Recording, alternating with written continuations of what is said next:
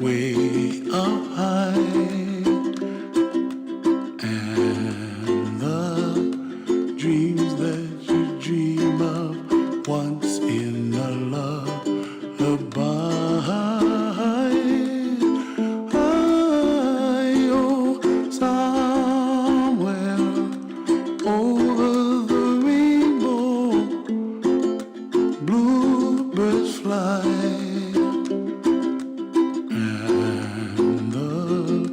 Dreams that you dream of, dreams really do come true. Someday you wish upon a star, wake up where the clouds are far behind. Be where trouble melts like lemon drops, high above the chimney top, that's where find me, oh, somewhere over the rainbow, bluebirds fly, and the dreams that you dare to, oh why can't I see trees of green and red roses too. I watch them bloom for me and you, and I think to myself, what a wonderful world. Well, I see skies of blue and I see clouds of white and the brightness of day. I like the dark and I think to myself, what a wonderful world. The colors of the rainbow, so pretty in the sky, are also on the faces of people passing by. I see friends shaking hands singing, how do you do? They really say, I love you. I hear babies cry and I watch them grow. They'll learn much more than we'll know, and I think to myself, what a wonderful world. Someday I wish upon a star, wake up where the clouds are far behind. Be where trouble melts like a lemon drops, high above the chimney top, that's where you find me, oh, somewhere over the rainbow, way up high, and the dreams that you dare to, why, oh why can't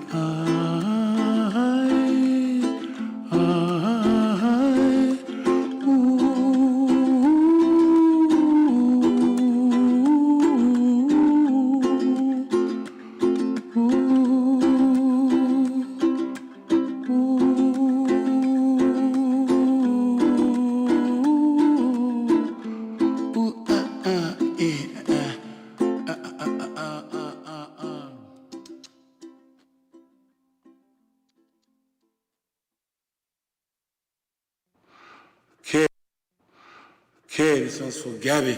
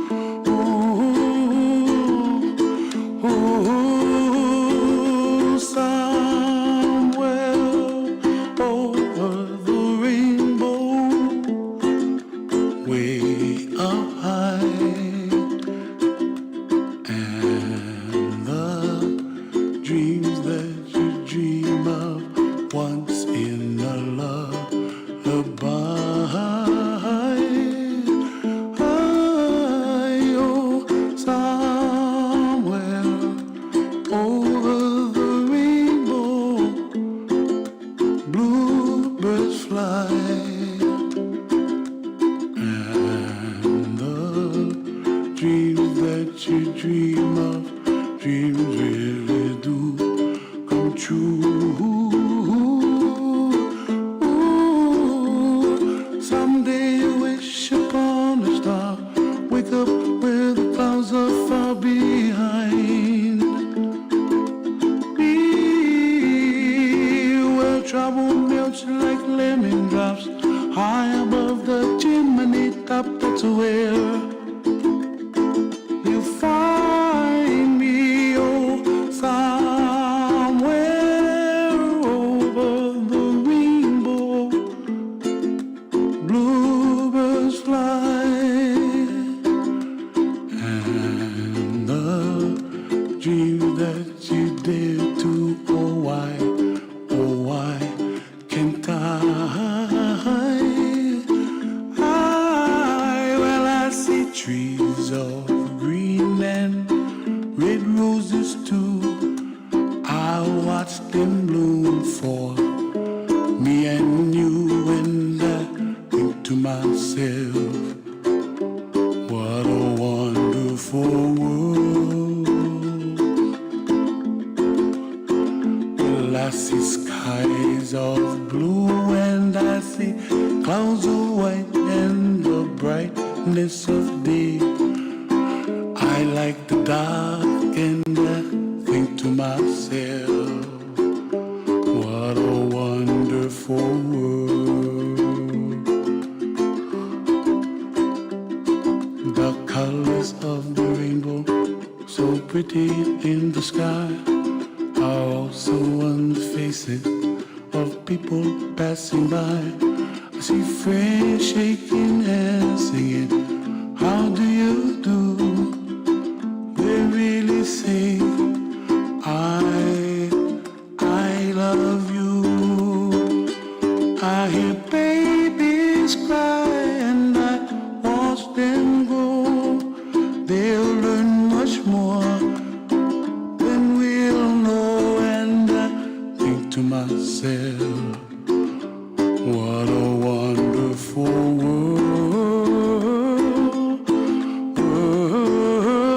Someday I wish upon a star, wake up where the clouds are far behind me, where trouble melts like a lemon drops high above the chimney top. That's where you find me, oh, somewhere over the rainbow, way up high. And the dream that you dare to, why, oh why can't I?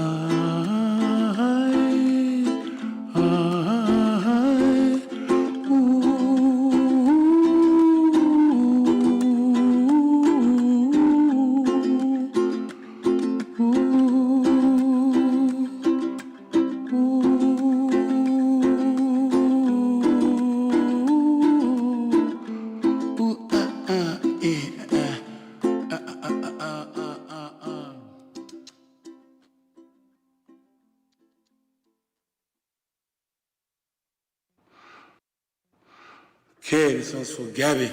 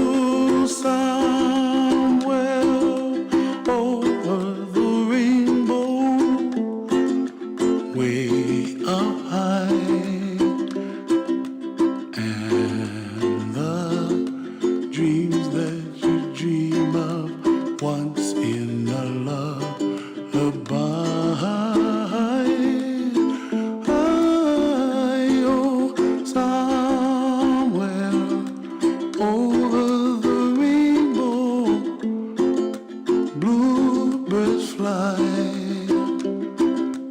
and the dreams that you dream of, dreams really do come true. Someday you wish upon a star, wake up where the clouds are far behind. Trouble melts like lemon drops high above the chimney top. That's where you find me, oh, somewhere over the rainbow. Bluebirds fly, and the dream that you dare to, oh why can't well, I see trees of green and red roses too. I watch them bloom for me and you, and I think to myself, what a wonderful world. Well, I see skies of blue and I see clouds of white and the brightness of day. I like the dark and I think to myself, what a wonderful world. The colors of the rainbow, so pretty in the sky, are also on the faces of people passing by. I see friends shaking hands singing, how do you do? They really say, I love you. I hear babies cry and I watch them grow. They'll learn much more than we'll know, and I think to myself, what a wonderful world. Someday I wish upon a star, wake up where the clouds are far behind. Me, where trouble melts like a lemon drops high above the chimney top. That's where you find me, oh, somewhere over the rainbow, way up high. And the dreams that you dare to, why, oh why can't I?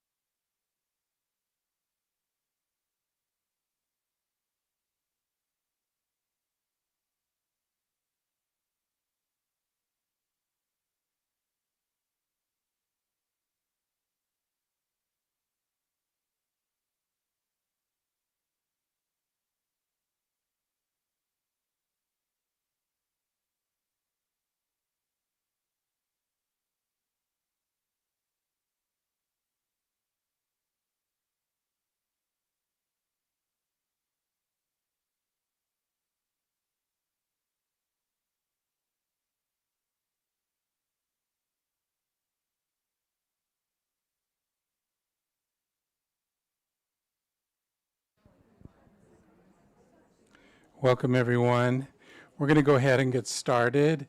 I'm just as a reminder, I'll hold this up, and then you might know what I might say, so I won't say it. But don't be the one who goes off during the ceremony. I always announce it, and there's always someone who fails to take my advice, which is turn it off. So glad you're here. We have some people joining us by way of our live streaming. We're happy to have you.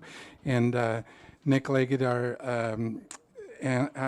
Ellen's son, is here to lead us off. So.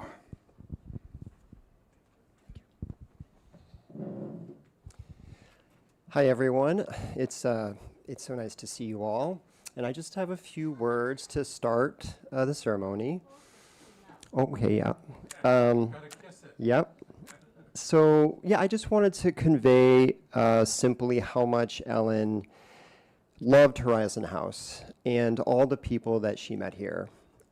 She loved building community, and she did so through her kind words and through all the hobbies she enjoyed. So you may have been to one of her Hawaiian lunches or dinners. You may have been to one of her poker games. You may have been to one of her many, many art projects. Or you may have seen her at Monday Market, where she was shopping for bargains. So for the community joining online today, I just wanted to say you also might remember her doing some other things like playing softball or doing yoga or going to women's music festivals. Or she also had a yearly New Year's Day chili party, which was well loved. So through these hobbies, though, she really found great pleasure in life. And I'm sure you guys could all sense her joy in life. And she really loved sharing her joy through life through her hobbies. And so really her love of life, her relentlessly positive outlook, and her sometimes risque humor are really dearly missed. So thank you all for being here and sharing our appreciation and memories of Ellen. Really appreciate it.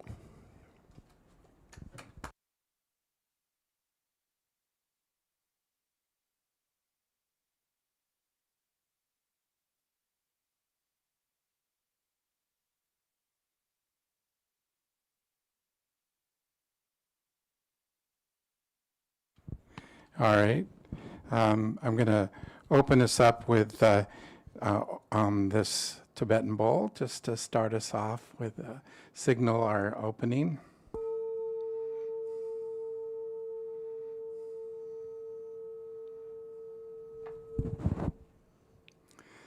And welcome in all the love and gratitude that's in the room, and so glad you are here.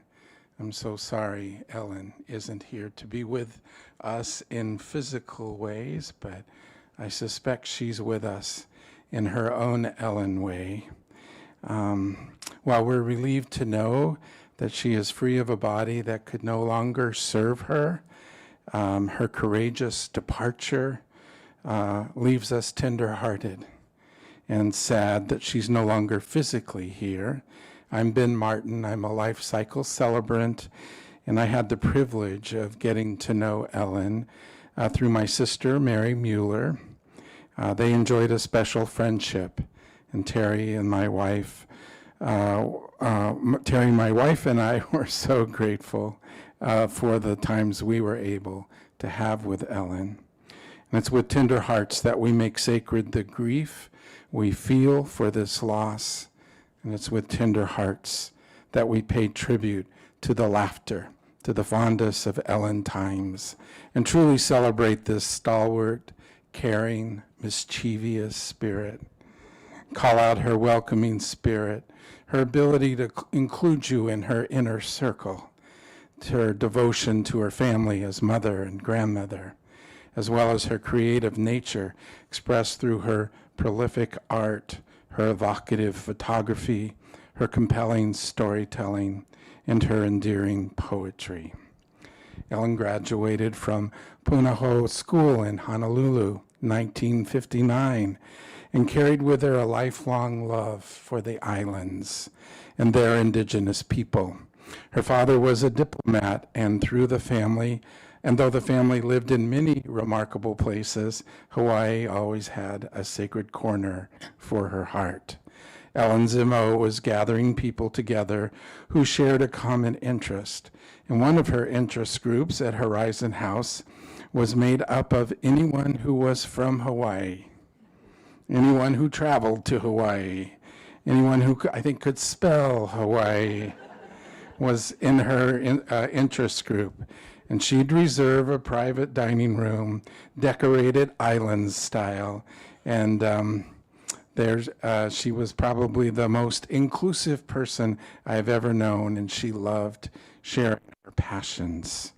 And the word, you may know this already, and I hate to tell you something you already know, but aloha says so much in just 5 letters. And it became both the message Ellen left to the world and the message upon which she chose to leave this world. Because on December 1st, she 2 days before she scheduled her medical aid and dying appointment, she mailed 100 beautiful Christmas cards to her wide circle of family and friends. Each card carried a single message, handwritten, aloha, and signed Ellen.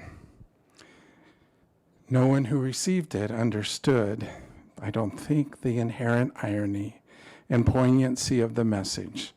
As you know, aloha means both welcome and farewell.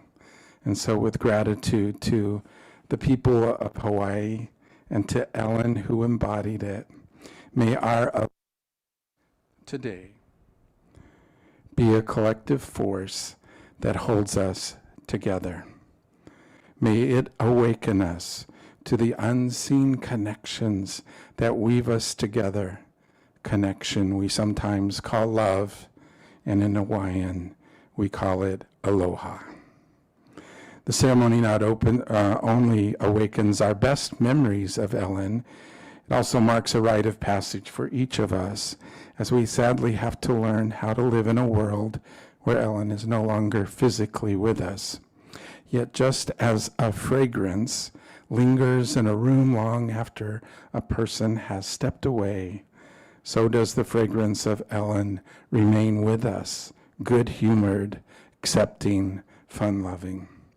Ellen was a quiet, creative force, and as her obituary so beautifully captured, it said, she created a rich and fulfilling life full of art, humor, family, close friends, and devoted partners.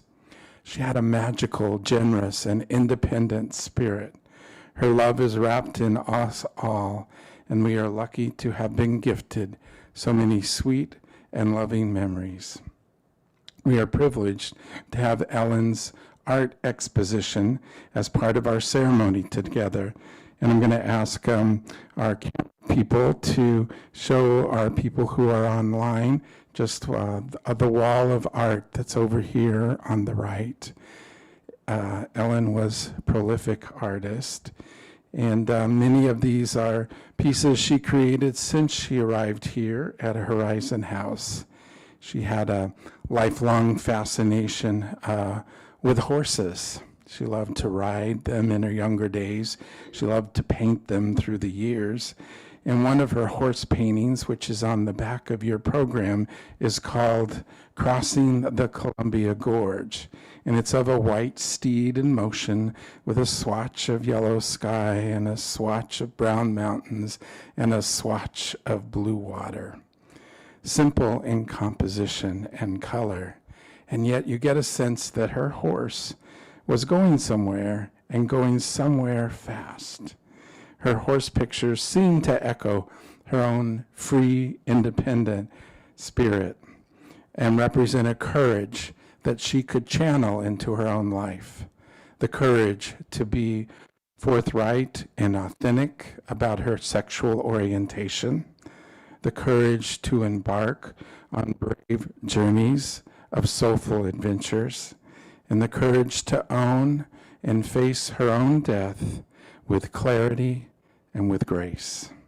That's that horse energy. Ellen also loved flowers of all kinds, but she especially loved tulips, and here in front of the podium is kind of a tribute to her love of tulips. And it's that she seemed to paint, to me, to paint with the palette of a tulip. Bright, bold, rich colors that seem to lift off the canvas and move you somewhere. One friend remarked that her paintings were reminiscent of Matisse's paintings, and I really see why she would say that. Though her paintings have a style all their own, that like Matisse, she let their color carry the emotional weight of the painting.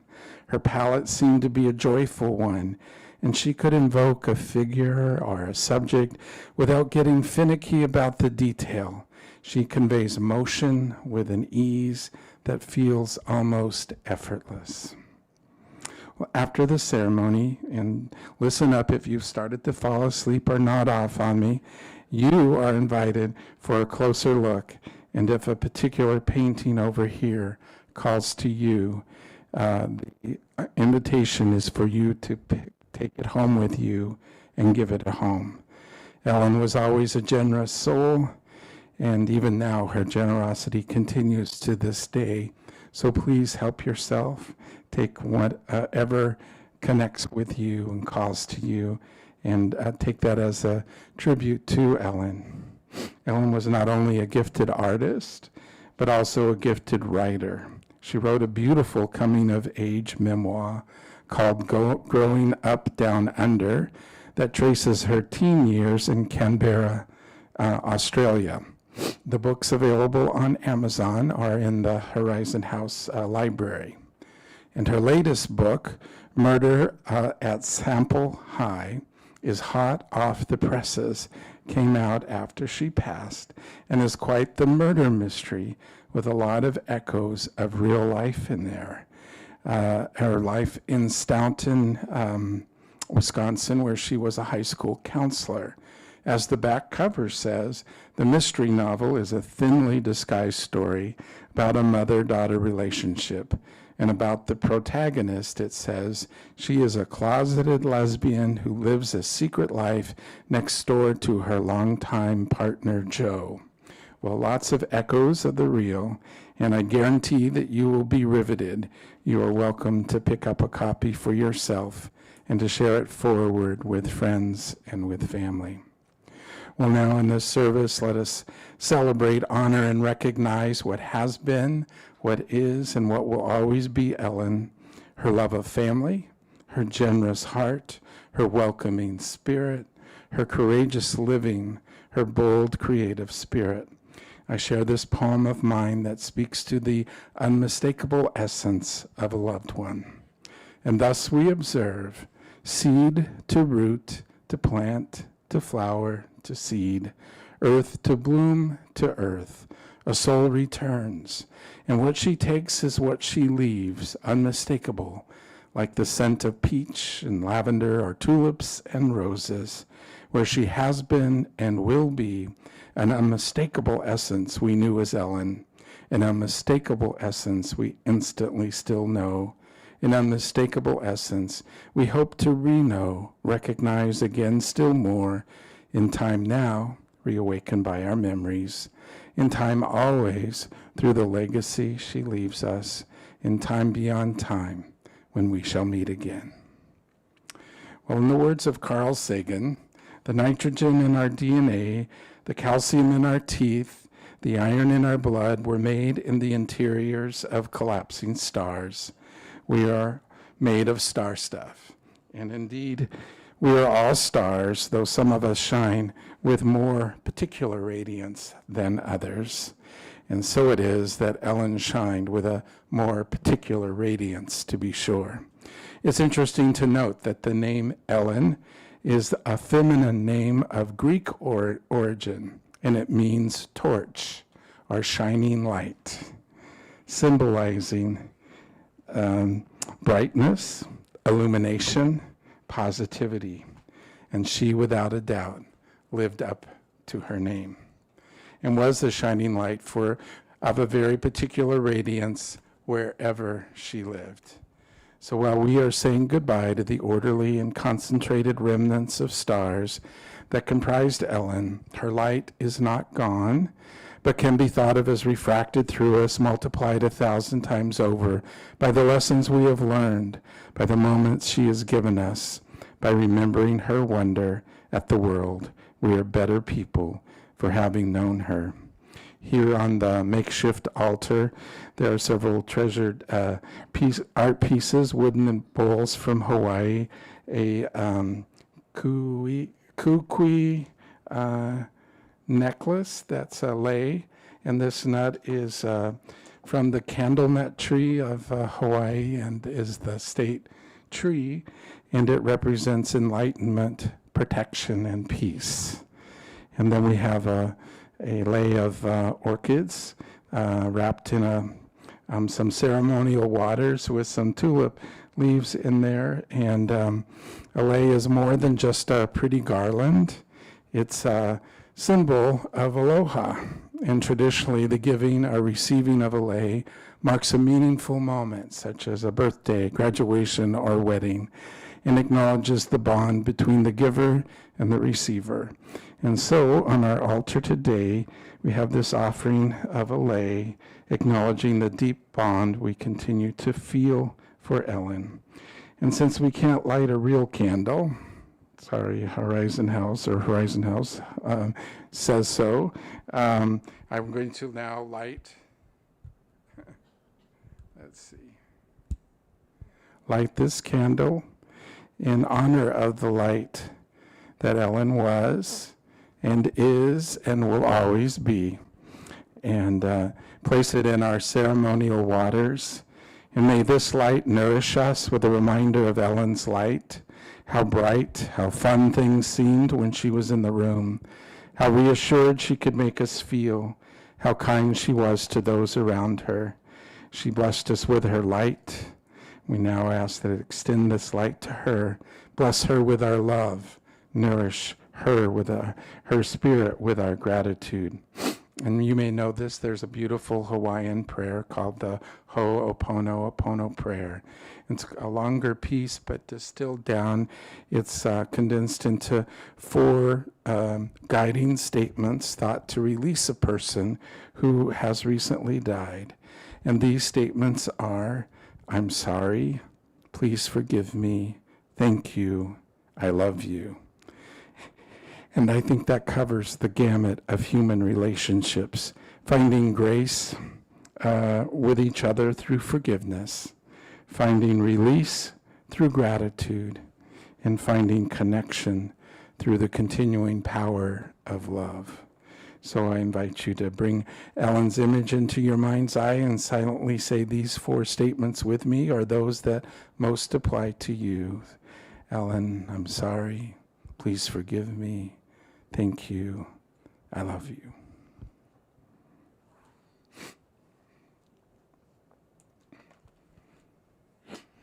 So I wanted to take a few minutes to talk to the life and essence of Ellen, and then open up the mic to those who'd said they would like to share a story or a favorite memory. Central to Ellen's core was her welcoming, embracive spirit. She became something of a self-appointed social director at Horizon House, gathering birds of a feather wherever she found them. She adored Horizon House, just as Nick mentioned. She flourished here. Katherine, her daughter, remembers Ellen laughing as she described Horizon House as a cross between a college dorm, a cruise ship, and a hotel. I want to move in. Along the same lines as Nick pointed out, Katherine claimed that Horizon House extended Ellen's life, giving her joy, purpose, and community she cherished. You may know that she was living with just one lung. She had lost a lung to cancer much earlier before she came here, and this place just seemed to be a place where she could flourish and live fully. She was quite literally the poster child for Horizon House, not just because she warmed to the environment, but as Katherine remarked on how many posters and promotional signs she and Nick found when they were cleaning out her apartment. It seems if there was a picnic, a gathering, or a special celebration, it was only natural that the organizers invited Ellen to design the promotional posters. She poured her creativity into each one. Well, when it came to making you feel welcome, no one did it better than Ellen. She knew how to draw people together. Her circles were many, as already mentioned, the Hawaiian Connection, a Wednesday night dinner group that we're going to hear from, the 8 that ate together, and the dinners for everyone who had a dog, and happy hours for the people on her floor, and a gathering for anyone that could spell LGBTQ, and then there were, these were not just events, these were invitations into belonging. She helped people belong. She also served in the Monday market, overseeing the shoe factory, or inventory anyway. Mary Mueller marveled at the volume of shoes that would arrive and need to be tagged and sorted. And then with her expertise in art, Ellen was called upon to help price the artwork that was being donated to the market. When I asked what would be a perfect day for her, I heard that a perfect day would involve a meal or 2 or 3, usually beginning with exercise such as swimming, followed by a daily yoga class or a meditation, which might include writing or memorizing poetry. Most likely would include a card game or a rummy cube, and delightfully with time with her grandchildren, Katherine's children, Claire and Camille and Nick's son Felix, or at the table with a special friends gathering.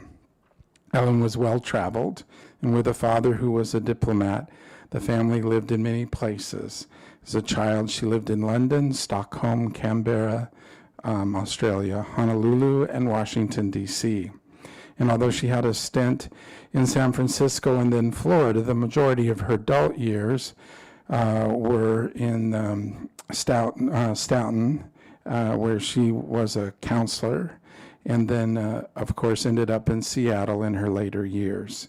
If you were to single out her favorite places in the world, they would have to be Hawaii, of course, Whidbey Island. She had a favorite cottage she would return to year upon year, and Cannon Beach, where the Leggett extended family could meet for a yearly summer reunion.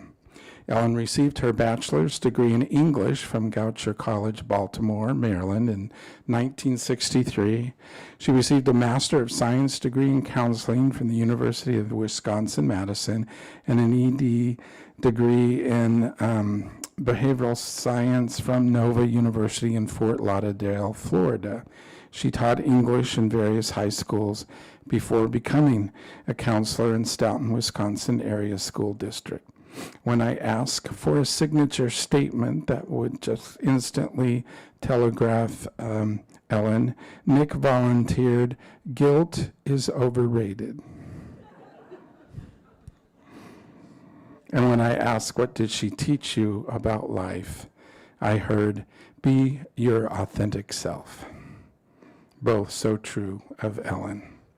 Ellen was a great correspondent, kept up with her wide network of friends by way of letter writing and emails. She would use email to liven up the world with her shared jokes, irreverent humor, cartoons, funny Facebook memes, as well as a shared poem or two, and even a picture of her paintings. I always look forward to getting an email from Ellen, and remember best her jokes about the aging process. Here's an example of one she sent out. "I've sure gotten old. I've outlived my feet, my teeth. I'm half blind. Can't hear anything quieter than a jet engine. Take 40 different medications that make me dizzy, winded, and subject to blackouts. Have bouts with dementia. Have poor circulation.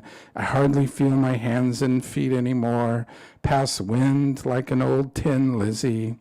Can't remember if I'm 85 or 92. Have lost all my friends, but thank God I still have my driver's license."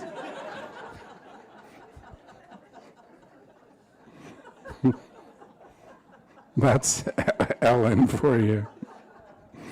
Another one was her very reverential senility prayer. Grant me the senility to forget the people I never liked anyway. The good fortune to run into the ones I do, and the eyesight to tell the difference. When I asked Katherine about her favorite memory, she recounted the time Ellen, Nick, and his family and other close friends joined her at Sundance Film Festival to watch the premiere of Katherine's short film entry called Small Town Secrets. It was an amazing mother-daughter time, as you can imagine, at the film festival, catching the screenings of other films and culminating in Ellen watching Katherine receive an honorable mention award for short filming in 2004. The film has been screened at over 50 U.S. and international festivals. What a thrilling moment that must have been for everyone attending, especially for Ellen. A proud Baba was kind of her family name, or Bob was what it reduced down to, and seeing a legacy of creativity being recognized and passed on to the next generation. Ellen leaves us many memories and a legacy of art, shorts, stories, and poems. She loved haikus, I think partly because they were short, and she probably wishes this ceremony was a haiku. And I can hear her saying up there, it's too long, shorten it. And she found them to be evocative. But here's one she wrote. It's called Life of a Leaf, and I put a little gallery of haikus on the back, on the inside page there. A long green life and a short red flash of death. Who could ask for more? And a favorite one of hers was by the haiku master, Onitsura.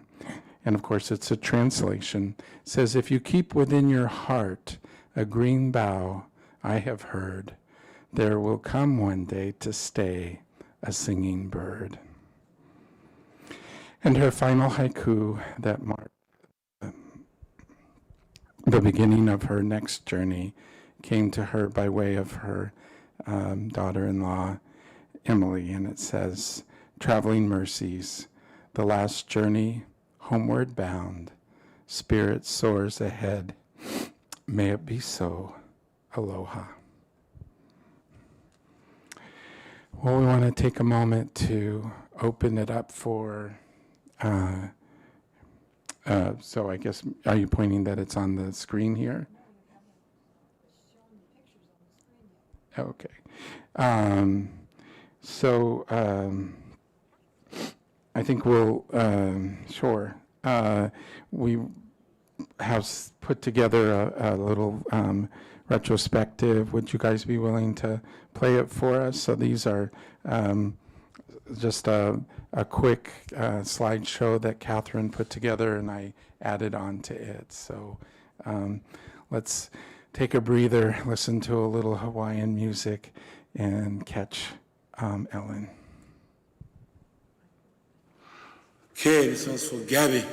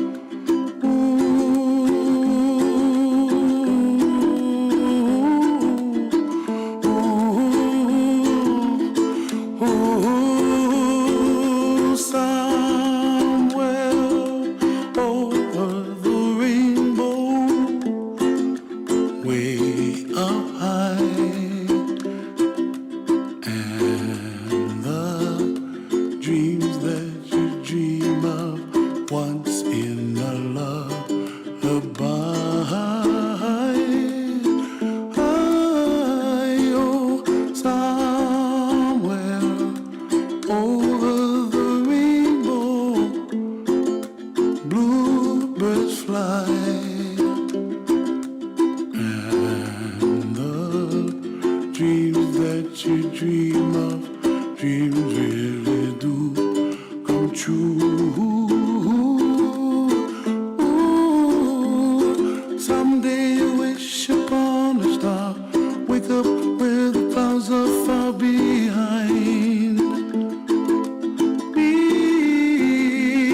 where trouble melts like lemon drops high above the chimney top. That's where you find me, oh, somewhere over the rainbow. Bluebirds fly, and the dream that you dare to, oh why can't I? Well, I see trees of green and red roses too. I watch them bloom for me and you, and I think to myself, what a wonderful world. Well, I see skies of blue and I see clouds of white and the brightness of day. I like the dark and I think to myself, what a wonderful world. The colors of the rainbow, so pretty in the sky, are also on the faces of people passing by. I see friends shaking hands, singing, how do you do? They really say, I love you. I hear babies cry and I watch them grow. They'll learn much more than we'll know, and I think to myself, what a wonderful world. Someday I wish upon a star, wake up where the clouds are far behind me, where trouble melts like a lemon drops high above the chimney top. That's where you find me, oh, somewhere over the rainbow, way up high. And the dreams that you dare to, why, oh, why can't I?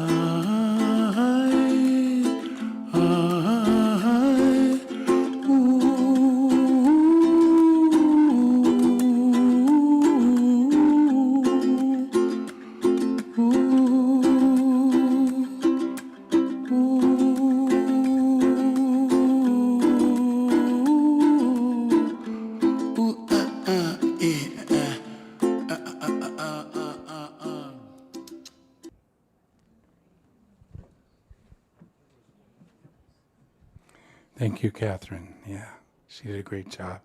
I realized that while I was standing here, I might have been merging with Ellen, and it's kind of my image of love beyond the grave, where the person is actually in you and through you and around you, and we take them with us. Well, I wanted to read something that Mary wrote, share with you. It's to Ellen, and she says, Ellen, we laughed more the last 3 years than any time before. All your artistic expressions, painting, photography, silly cards were a joy. Being with your family at Cannon Beach was fun times too, as you regaled me with stories of living in Hawaii or Australia, in your travels around the world, your travels to China when Margot died, and you needed to deal with your grief. After becoming a published author, you encouraged me to do the same. Our wonderful Katherine and Joseph published your murder mystery just before you died, as you requested. Yes, your life was a testament to living a life fully. as I say so long, friends and family are gathered here today to celebrate your life, and you will remain in our hearts and minds for a very long, long time. Beautiful. Yeah. I never know what the right thing to do is, but maybe everyone just put your hand on your heart and we'll be Mary a little love. And then we want to hear from a distinguished Wednesday night our 8 group, right? And they ate together, the 8 of them, and we'd want to welcome them up, and I'll pass the mic to you, Deanna. Thank you.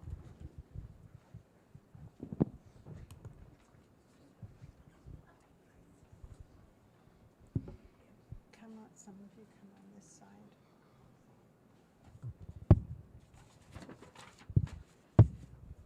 We all here? I moved here right before COVID struck.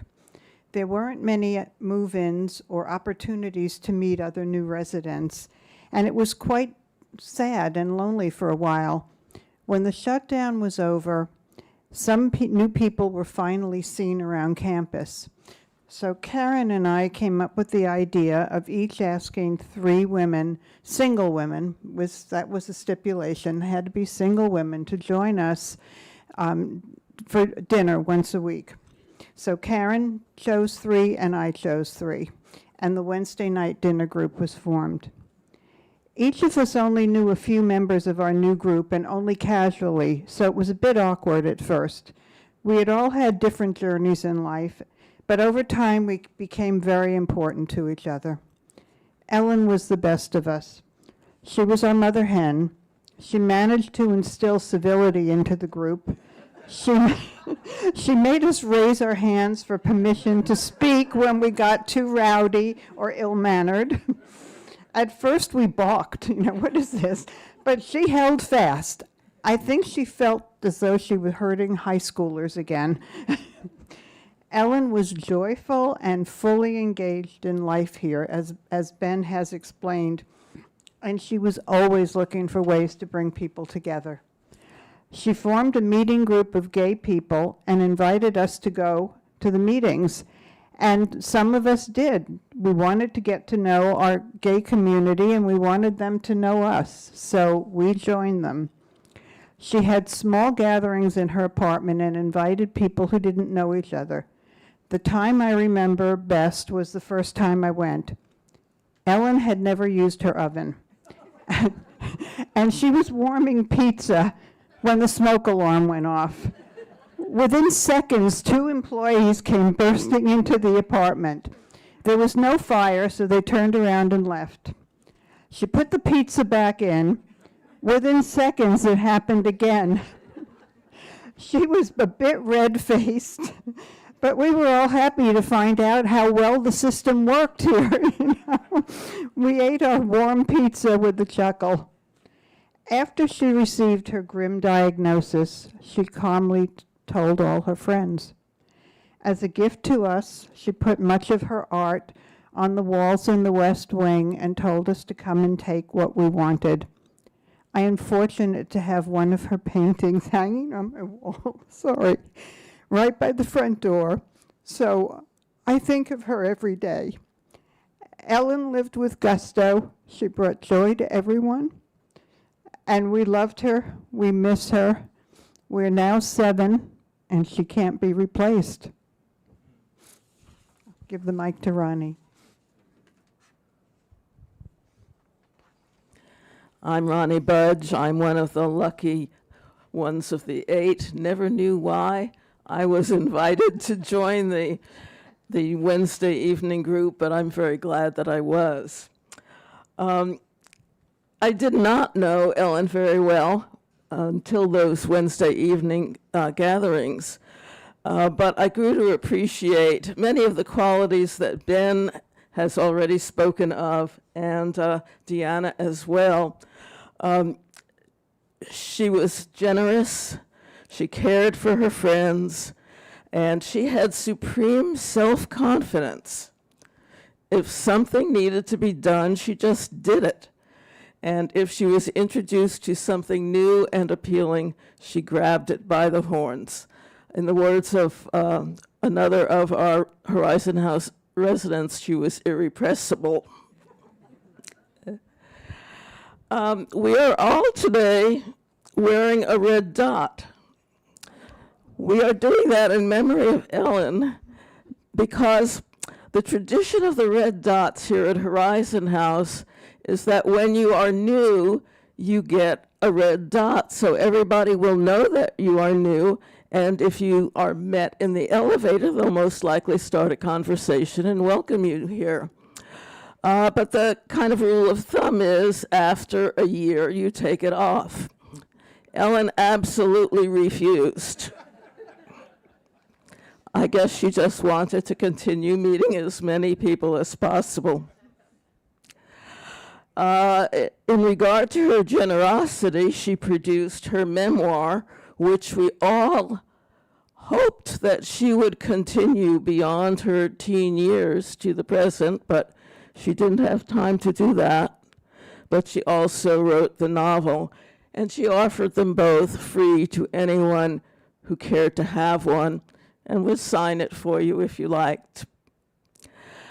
We knew about her painting and collage. I had no idea that she was a photographer as well. But in terms of her painting, she would go to the Monday market every week, and she would buy very inexpensive frames. And then she would put her paintings or collages inside of them and offer them to her friends, or more likely, she would donate them to the art committee to sell at the studio sale. And she always had more of her work at the studio sale than anybody else. If you would like to see another example besides those that are shown here today, downstairs in the lounge, this is the, well, I can never remember what name it is. It's on the B1 floor, the basement floor. And at one end is a glass cabinet with various Native American artifacts in it. And just to the right is a painting that she did. It is my very favorite painting of all of the work that I've ever seen of Ellen's. I hope you will take a look at it and enjoy it as much as I do. Yes, she was a social gatherer of friends and family. She started a monthly gathering of folks who lived on the 6th floor, and then she had a monthly gathering of people who were in the M stack, that is, 18 floors, 19 floors of people who lived in an M apartment. And we all crowded into her apartment, which was tiny. I don't know how we did it, but we did. And she was gracious about it and had refreshments. It was really delightful. Then, as was mentioned, she started the PFLAG gatherings. And then when it was decided that we needed more humor here in Horizon House, she started charades, invited anyone who wanted to come and play charades and have a good time doing it. At our weekly dinners, she sat there quietly for the most part with a little smile on her face, but sometimes she would get exasperated, particularly when the subject turned to how to get to a particular restaurant or other places. She could not stand our spending time giving each other directions. So she would pass out a joke that she had already prepared, or more often, she would introduce a totally new subject. How many different places have you all lived in your lifetime? Or what's your favorite vacation spot? Or what sort of car did you used to drive? That kind of thing. And we were all very grateful. to have a new subject to talk about. But there was one nearly unfortunate incident, and that was when she was involved in a scam. She almost lost all of her savings because of that.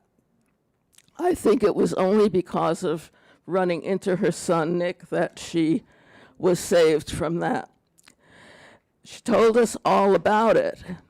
And most of us in such a situation, I think, would be extremely embarrassed to share that story with everyone at Horizon House. But she did. When a fraud squad was started here, she introduced it by telling the entire story. I think she was embarrassed, but she did it nonetheless because she owed it to her fellow residents so that they would not be harmed in the same way. And even at her death, she thought of her friends. She left 7 little sculptures for each of us in the dinner group. And this is mine. It's an adorable cat. I keep it on my kitchen sink where I see it many, many times a day and am reminded of Ellen and how much we all loved her.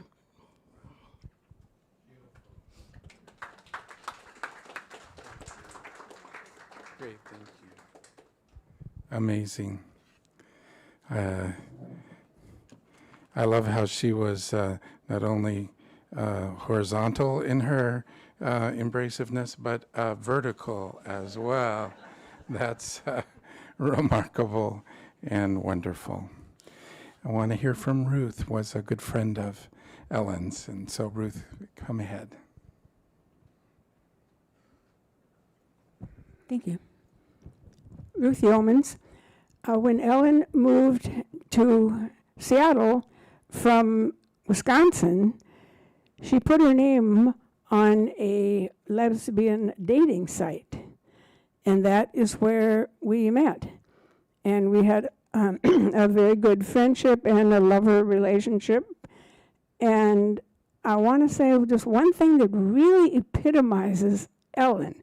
I asked her once what made her transition from being an English teacher to a counselor. And she said, as an English teacher, she had to give somebody A's, somebody B's, somebody C's, and so on. And she hated that role of judging people. And that's why she transitioned to be a counselor, where she could meet everyone where they were with equal kindness and helpfulness. One of the things that was one of our main accomplishments together was that we climbed Mount Everest. She was living in a duplex in the Mount Baker area. And we would walk every week.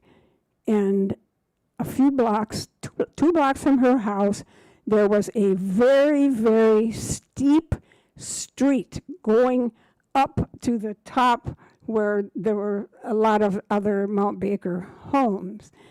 And we would look at each other and say, well, should we climb Mount Everest today? And we'd say, sure. And we would start at the bottom, and we would steadily, steadily climb without stopping all the way to the summit.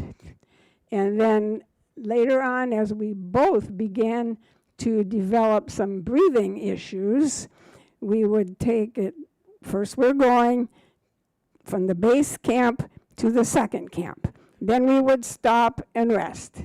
And then we would go to the third camp, stop and rest, where we could see the summit, and we'd say, let's go, and we never failed to make it to the summit.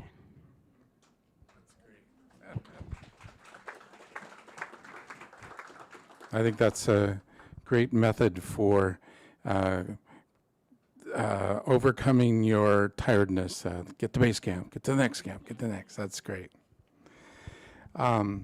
think there'll be time to share stories and memories when we get together for the Ellen inspired reception outside our doors. I did want to share a poem from Mary Oliver, and you may know this, but Ellen lived in Provincetown, Massachusetts, and she participated in a women's group that included the poet Mary Oliver. And the group would meet periodically to share their poems and their writings. And Ellen singled out this poem as one of her favorites from Mary, and I think you'll see why. It's called Mornings at Blackwater. For years, every morning I drank from Blackwater Pond. It was flavored with oak leaves and also, no doubt, the feet of ducks. And also it assuaged me with from the dry bowl of the very far past. What I want to say is that the past is the past. The present is what your life is, and you are capable of choosing what that will be, darling citizens. So come to the pond, or the river of your imagination, or the harbor of your longing, and put your lips to the world and live your life. Now, doesn't that sound like Ellen? Yeah. I did what I call a mashup, and that's going to be, I've shortened it, and I've shortened it, and I've shortened it. But I just wanted to honor some of the comments and tributes from those who are streaming with us, and they poured in on Facebook. There's 220 comments on her notice, followed by another 90 somewhere else. So you kind of, Ellen made you feel like you were the only friend she had in the world. And then when you find out there's 220 out there, it was shocking. It hurt, but I got over it. But anyway, these are kind of what I call a memory mashup. And indulge me just for 1 minute to read you a selection from each kind of mushed together. She was such a wonderful, stout neighbor, always thoughtful and kind. Felt like I'd known her all my life the day I met her. I'm fortunate to have known her. She blessed all who knew her. Indeed, Ellen knew me before I knew me. Ellen Leggett was one of a kind. I enjoyed some rousing poker games. We treasured the painting we have from her. She was sharp, generous, playful, and a joy to be around. She was such a bright light, and I feel lucky to have spent even a little time with her. She was the best at exchanging cards and pictures of her family. I have so many wonderful memories of time spent with her, walking on the beach searching for moon shells, lunches at the Pink Door, drinking martinis, going to galleries, thrift stores, shopping, great conversations, and tons of laughter. She's a model for me on how to live with kindness, creativity, generosity, love, humor, and much, much more. No one was more keenly present in a room than Ellen. We had so many fun times together, from canoeing in the Boundary Waters and her hiding a plastic frog in the most unusual places, playing mahjong in Staunton, a murder mystery dinner with Margot and Ellen, and so many more memories. Ellen left an indelible, beautiful mark on this world. I received a Christmas card from her, was mailed on December. Ah, hui ho, Ellen, or in English, until we meet again. Ah, hui ho. Well, surely as we are gathered here, Ellen knows our intentions to honor her and bless her on her way. I'm going to merge again with Ellen, but I want to take this lei and drape it on her picture. And I want to say to Ellen, accept our gratefulness for the remarkable, authentic, creative life you modeled for us. May you continue in love. May you feel our love and gratitude. It's difficult for us to say goodbye to you, but we are here to give you the gift of releasing you. So we offer you our gratitude for your life, for your spirit. We wish you peace, lightness of being, and freedom. We welcome your presence into our lives through our fondest memories. Aloha, Ellen. Ahu iho.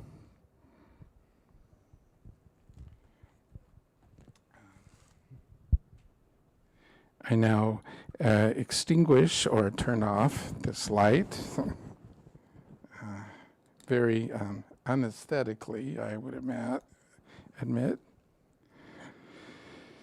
And may we take this light of Ellen from this sacred setting and move that light into our hearts and carry her with us. I repeat our opening Ho'oponopono prayer. I'm sorry. Please forgive me. Thank you. I love you.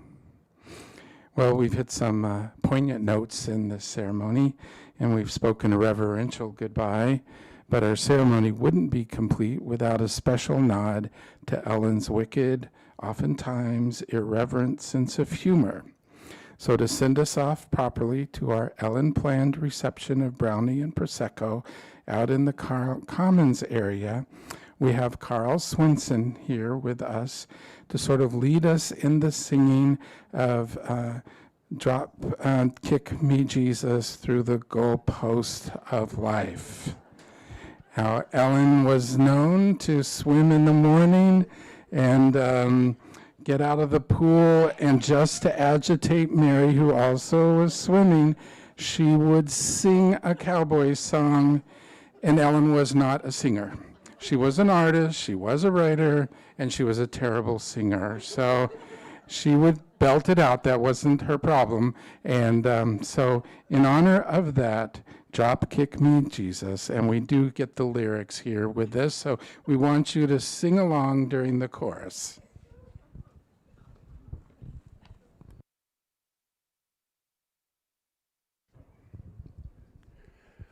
Well, we all know that Ellen was into country music, so we're going to end up with that, and we're going to listen to the chorus real close.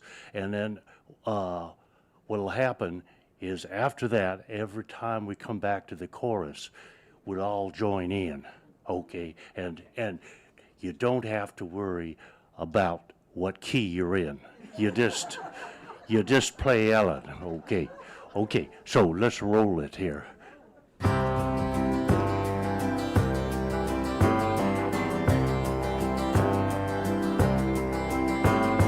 Drop kick me, Jesus, through the goalposts of life.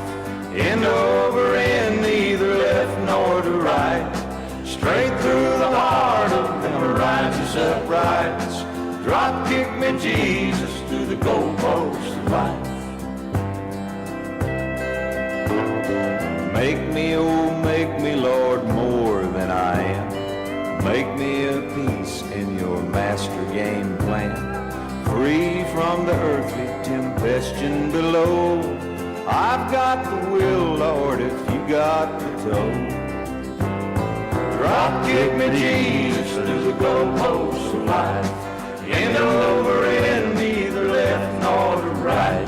Straight through the heart of them righteous uprights. Drop kick me, Jesus, through the goalposts of life.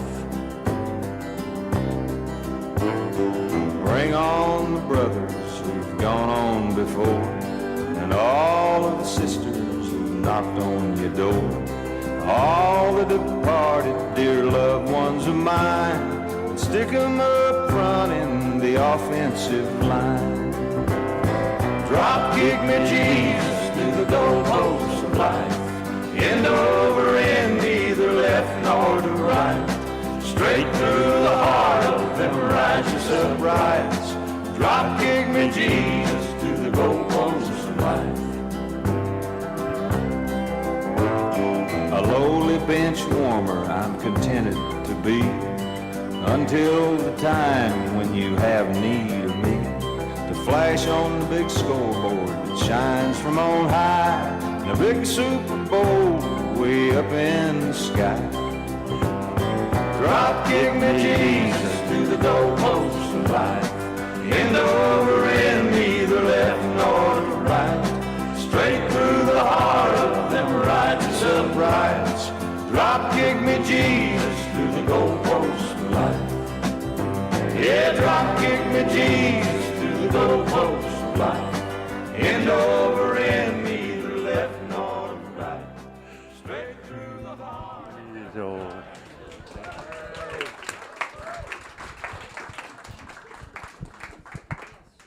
Well, with that irreverent send-off, let's celebrate Ellen as she would want to be celebrated with brownies and Prosecco and hopefully some great stories out there. So please enjoy and find a painting that has your name on it. Take it home with you and get a copy of her book. And thank you, everyone, for being here. Blessings.